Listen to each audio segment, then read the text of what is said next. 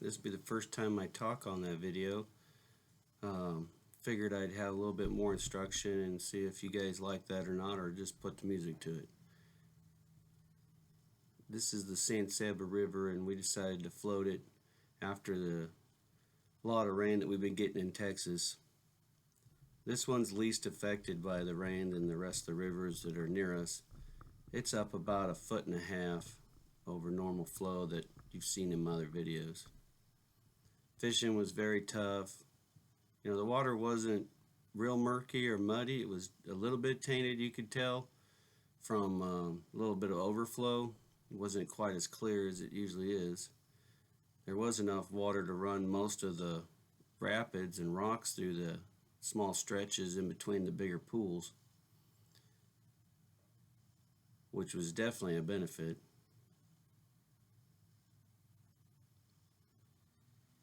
There's 3 of us on this trip. We got Tyler Moore, Levi Short. They're all running Jackson kayaks. We're big fans of Jackson kayaks. We've really enjoyed them. We did a lot of research when we were starting out. We used to have the Pescador Perceptions and good kayaks, but comfortable storage and the ability to maneuver and stand and all that, just like I'm doing here. I mean, just putting the weight on the front of the boat to get over one rock and get through it. But I can't say enough on the Jackson line. I had a big rig for about 14 months, and this Kusa HD that I bought is absolutely amazing. It's very stable, it's quick, very agile, it's maneuverable. You can get through them tight spots and yet still have a steady enough platform to be able to stand up and fish from. Storage and the way it's designed is very, very well. The only thing I didn't like is the camera mount, but I found a solution when I was at the San Marcos fishing tournament on the River Bassin Trail. Jackson guys there informed me you got to get the little rubber gaskets on 2 parts when you put it on there, and that'll stop it from wiggling so much. So I'm going to get those on there. So we fish these pools, and we're kind of trying to determine which is the best way to fish after these rains. The water level's risen and the fish are reacting to it.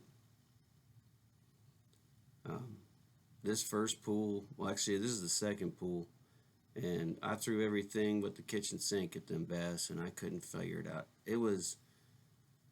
I fished the shoreline up into heavy cover, slow, fast, swimming baits, all kinds of different soft plastics with a lot of action, different color varieties, drop shots, wacky style, buzz bait, spinner baits.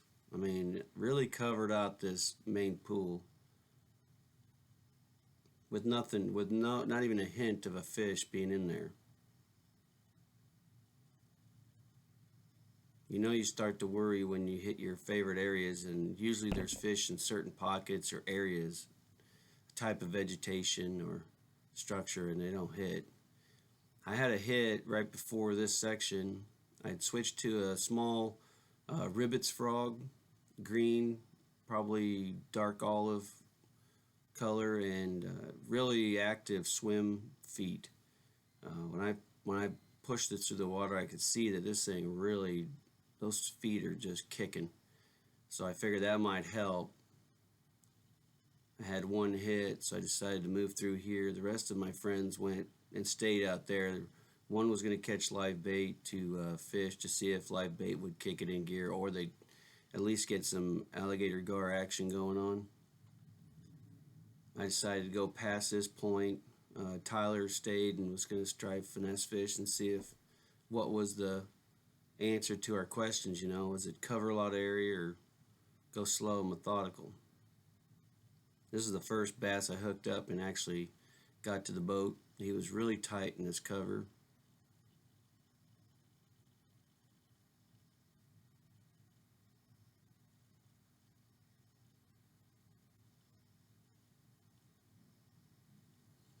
I like fishing cover, but I tell you, after 3 hours, and this is the first fish, you get a little frustrated and wondering if there's anything you could do different. But once you get that first one on, changes your whole outlook for that time period. And after I got through here, I mean, this is all in the same area, right after that little stretch of reeds, and another one right behind this rock. A small one.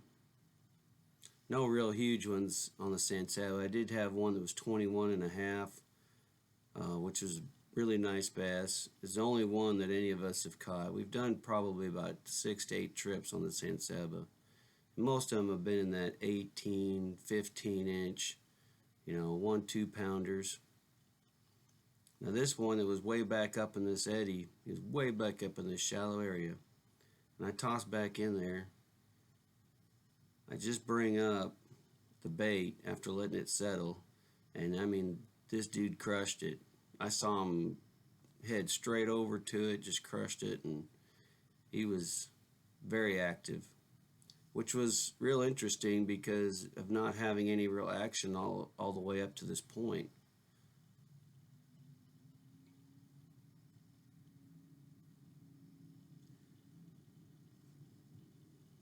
You kind of wonder when you're out there fishing is, what kind of theme or what kind of action's going on. I mean, you can see that fish is lively. He's fired up. But there was nothing else in there. I must have casted 15 more times in there with different baits, trying to cover all. And I've casted many areas that look just like that throughout this whole trip without any other reactions or catches. So I don't know what was going on with the fish. But, so I guess to say, as far as what we've learned from it, I didn't learn much except to just keep beating the bushes until you find them. Well, you guys, thanks for watching, and if you have any questions or comments, please let me know. If you like me talking on here or talking on video instead of a voiceover, let me know. I'm just getting started with this, and